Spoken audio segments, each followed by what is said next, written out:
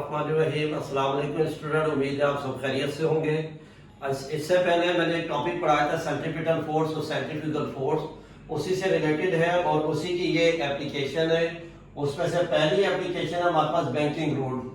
Banking road में होता क्या है कि ऑब्जेक्ट गाड़ी ले ले, कार या स्कूटर या बस, कोई सी आप गाड़ी ले लें जो रोड पर मूव कर रही हो ना, और फिर वो रोड के एक कर्व पाथ वाले पार्ट के ऊपर जब वो गाड़ी आती है तो कर्व पाथ पर होता क्या है कि रोड का एक कॉर्नर, उसकी हाइट हमारे पास क्या होती है, ज्यादा होती है, और कर्व पाथ का जो दूसरा एंड है उसकी हाइट कम होती है।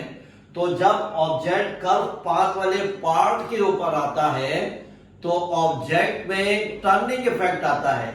अब इधर जो टर्निंग इफेक्ट आ रहा है वो रोड और टायर के बिटवीन जो फोर्स है, उस फोर्स की वजह से ये टर्निंग इफेक्ट आ रहा है। इसको हम क्या कहेंगे, बैंकिंग ऑफ द रोड। ये हमारे पास बैंकिंग रोड में आ जाएगा।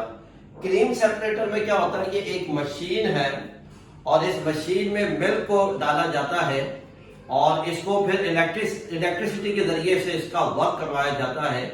तो क्रीम सेपरेटर जो है, इसके सेंटर में एक सिलेंडर होता है, वो मिल्क को जो है वो राउंड शेप में जो है इसको रोटेट करवाता है।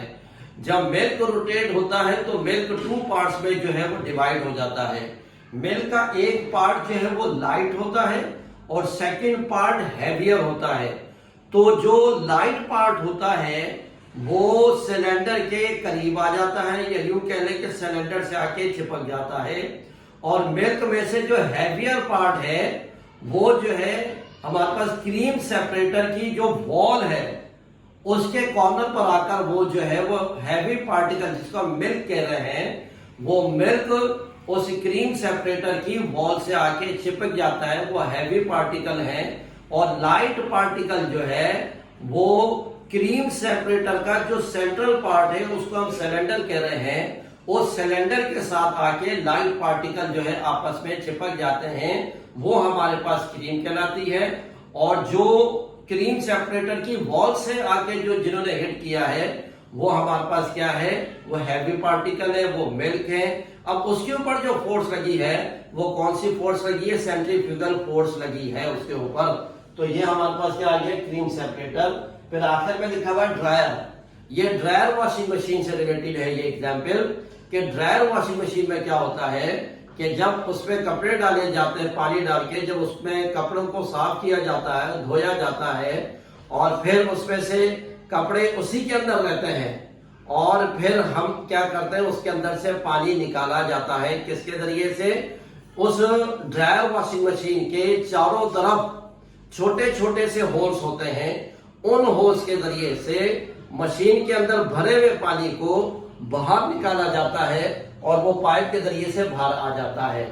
और फिर अंदर जो गीले कपड़े रह जाते हैं फिर ड्रायर को रोटेट करवाया जाता है, और उसकी सेंट्रीपिटल फोर्स भी कम होती है। तो जिसकी वजह से क्या होता है कि कपड़ों के अंदर जो जमा पानी है वो छोटे छोटे होल्स के जरिए से वो बाहर निकल जाता है और वो कपड़े खुश्क हो जाते हैं।